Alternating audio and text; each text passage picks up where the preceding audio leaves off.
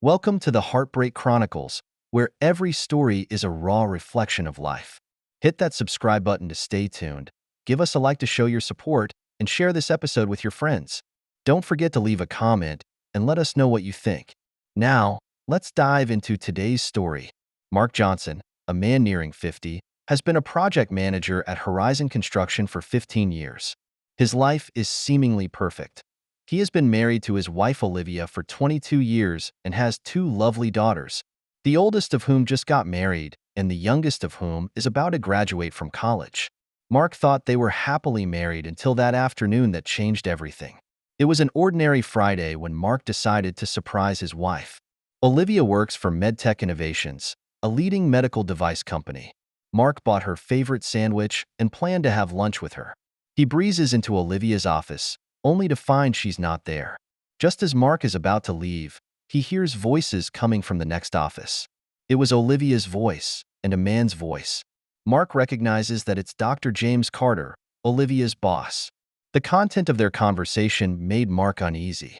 "I'll see you Monday night, honey," James whispered. "Mark's going to be traveling again, so we can enjoy the two of us."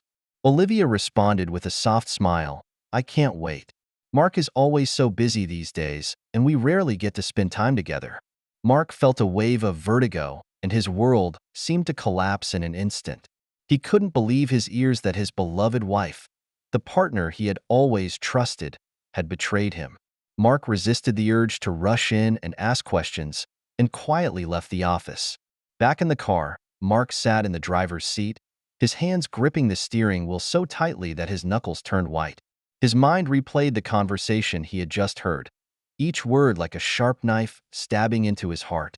Mark felt anger, betrayal, sadness, a mix of emotions that left him almost breathless. "Why?" Mark muttered. "We've been together for over 20 years. What have I done wrong?" He recalled all the details of the past few months. Olivia works a lot of overtime and sometimes has to go out on weekends for meetings. She is becoming more protective of her cell phone, always keeping it close by. Mark used to think it was just a job requirement, but now that he thinks about it, it all takes on a new meaning. Mark took a deep breath and tried to calm himself.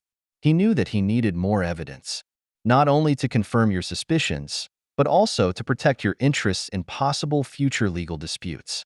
"I have to get to the bottom of this," Mark resolved, "and whatever the outcome, I'm going to face it." Over the next few days, Mark behaved as he always does. He smiles, he cares about Olivia's work, they have dinner together and watch TV. But at every moment, Mark feels like he's acting, that he's suffering inside. He watches Olivia's every move, looking for signs of betrayal. Monday morning, Mark pretended to be traveling. He drove away from home, but not to the airport. Instead, he headed to an electronics store.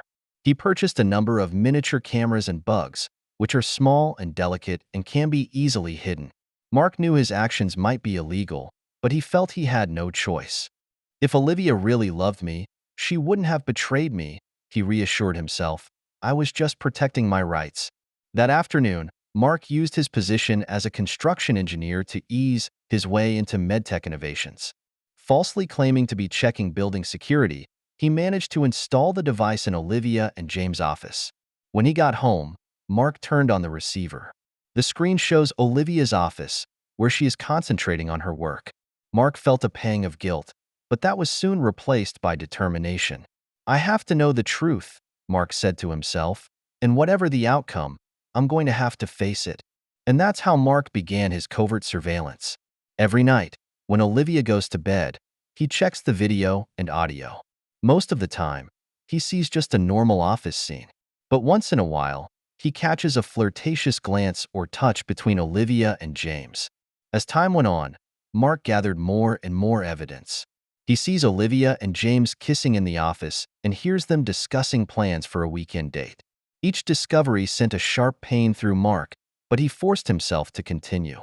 "I need to know everything," Mark thought. "Only then can I make the right decision." Mark spent nearly a month gathering evidence through equipment installed in Olivia and Dr. James Carter's offices. Every night, when Olivia goes to bed, he scrutinizes the video and audio. At first, most of it consisted of ordinary office conversations, but over time he caught more and more disturbing details. Finally, on a Friday night, Mark saw the decisive evidence. The video shows Olivia and James kissing passionately in the office before James says, "See you tomorrow night at the Century Hotel. I've booked a room." Mark turned off the monitor, his hands shaking. Now he had hard evidence. But at the moment, he didn't feel victory, only endless sadness and anger. The next day, when Mark got up, Olivia was gone. She left a note saying she had to go to an emergency meeting. Mark knew the truth about this emergency meeting when he heard it. Mark begins to execute his plan. First, he contacted an advertising agency near MedTech Innovations and rented their large outdoor screen. He explained that he was going to do a surprise ad campaign and paid a premium to make sure it would work tonight. In the afternoon, Mark drove to the vicinity of the Century Hotel. He parked in the parking lot across the street from the hotel and waited in silence. His laptop is hooked up to receive a live feed from Olivia and James' office. Later in the evening, Mark sees Olivia's car pull into the hotel parking lot. He took a deep breath, pulled out his cell phone and dialed Olivia's number. "Honey, where are you?" Mark asked with forced composure. Olivia on the other end of the line is visibly flustered for a moment. I'm in a meeting, why?" Mark gave a laugh. "Yeah? Then why don't you come and see the Century Hotel? I'm here for you." After hanging up, Mark sees Olivia hurrying out of the hotel lobby, looking around. Just then, James' car entered the parking lot. Mark activated his device and began receiving live feeds from the office. Although Olivia and James are out of the office right now, Mark has enough video evidence to work with. He connected the signal to a large rented outdoor screen and began to play the most convincing clips he had gathered earlier. On the big screen, Olivia and James are clearly visible as they interact intimately in the office. Passing pedestrians stopped and looked at the screen in amazement. Someone recognizes Olivia and James and starts pointing. Mark steps out of the car and stands in the crowd, watching it all happen. He had mixed emotions, feeling both a thrill of revenge and a deep sadness. About 10 minutes later, Olivia and James rushed out of the hotel, apparently realizing what had happened. They saw the crowd gathered outside and the images on the big screen, and their faces instantly turned pale.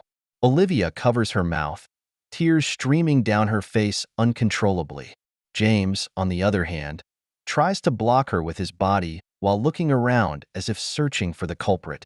Just then, Mark came out of the crowd. "How could you?" Olivia screamed and rushed at Mark. Mark looked at her coldly. "How could I? You betrayed my 22-year marriage. You're the one who should be asking yourself how you could." James tried to calm the situation. "Mark, calm down. We can talk." Mark interrupted him. "Dr. Carter, not only have you betrayed your work ethic, you've destroyed my family. You should be ashamed of yourself." The crowd around them began to whisper, and some took out their cell phones to film the scene.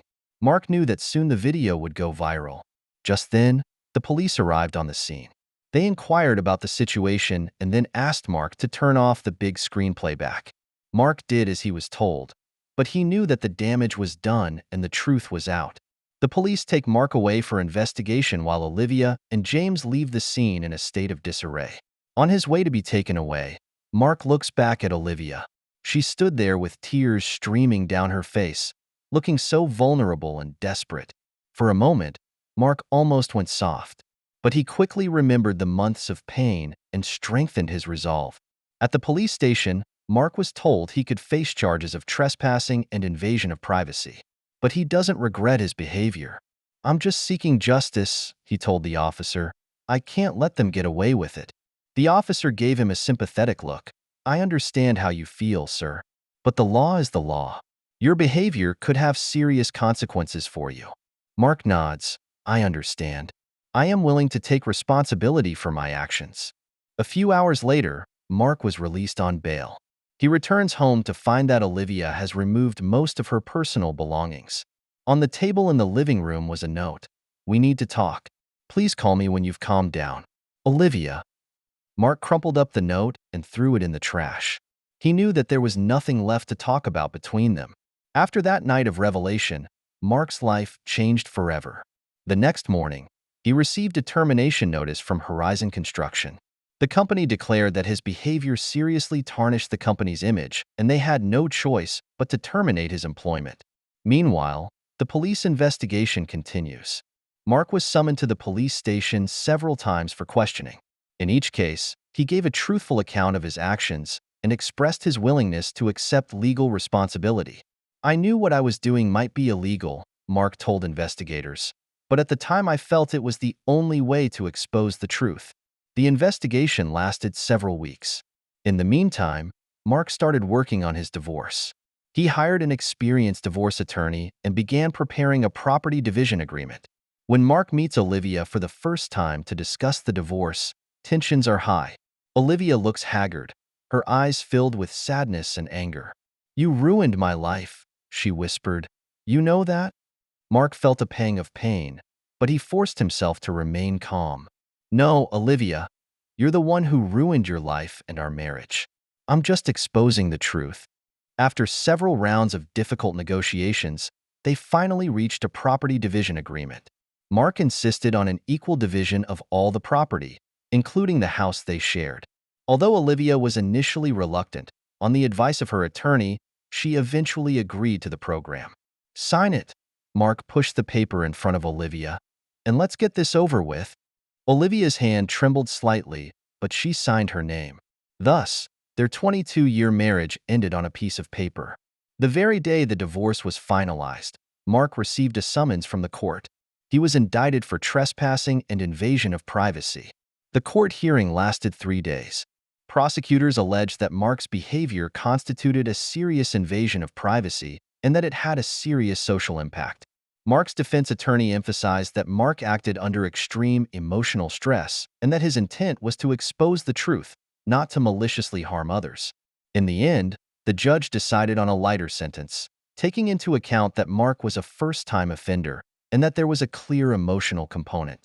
Mark was sentenced to 2 years probation and required to pay a $50,000 fine. "Defendant Mark Johnson," the judge said as he read the sentence, "the court understands that your actions stem from a deep sense of betrayal. However, the law does not allow us to pursue justice by illegal means. I hope this judgment makes that clear to you." Mark nodded and accepted the verdict. Though the fine had nearly depleted his savings, he felt a strange sense of relief. At least it's finally over. Over the next few days, Mark began to rebuild his life. He moved out of his old house and rented a small apartment. Unemployed, he began to look for work, but he soon realized that his reputation kept many companies away from him. The hardest part was facing his daughters. Emma, the eldest daughter, was shocked and dismayed by the whole incident and at one point refused to speak to Mark and Olivia. Sophia, the youngest daughter, is torn between her parents. "Daddy, why did you do that?" Sophia asked, crying. "Do you realize how many people this will hurt?" Mark hugged his daughter and whispered, "Sometimes the truth hurts, but living a lie is even more painful. I want you to realize that some things, once they happen, can never be undone." As time went on, Mark grew out of the fiasco. He found a job that didn't pay much but was fairly stable. It's not as decent as his old job, but Mark has learned to be content. He began to re-examine his life. The loss of his job and his marriage gave Mark more time to think about what he really wanted. He started reading psychology books to learn how to deal with his emotions. He also began attending a support group for divorcees where he met people with similar experiences. "You know," Mark said to a friend in the group one night, "I'm beginning to realize that happiness is not about having a perfect life, but about how you deal with the imperfections in your life." With Olivia and James, Mark had no further contact. He had heard that James had been disbarred by the Medical Trade Association and was now working in a travel agency. Olivia keeps her job, but her position in the company is in tatters. Sometimes Mark remembers the good times they had together. Those memories still caused him pain, but that pain was no longer so sharp. He learned to accept the past and move on. That's the price of truth, Mark often tells himself, pain, but also the beginning of a new life. One weekend a year later, Mark took his 2 daughters on a picnic. As he watched Emma and Sophia play in the sunshine, he felt a peace he hadn't felt in a long time. "Dad," Emma said suddenly, "I'm so proud of you. You've been through so much and you haven't given up." Mark felt his eyes water. He knew that despite the losses, he had not lost what mattered most: his dignity and the love of his daughters. "Thank you, honey," Mark said softly. "We're all learning and growing. The important thing is that we're still together." Looking at the blue sky and white clouds, Mark felt hopeful inside. He knew that whatever the future held, he was ready for a new challenge. Thank you for taking the time to listen to today's story. If you enjoyed it, please like and subscribe if you haven't already. If you have a story to share about your own or someone else's experience, please feel free to contact me. Take care.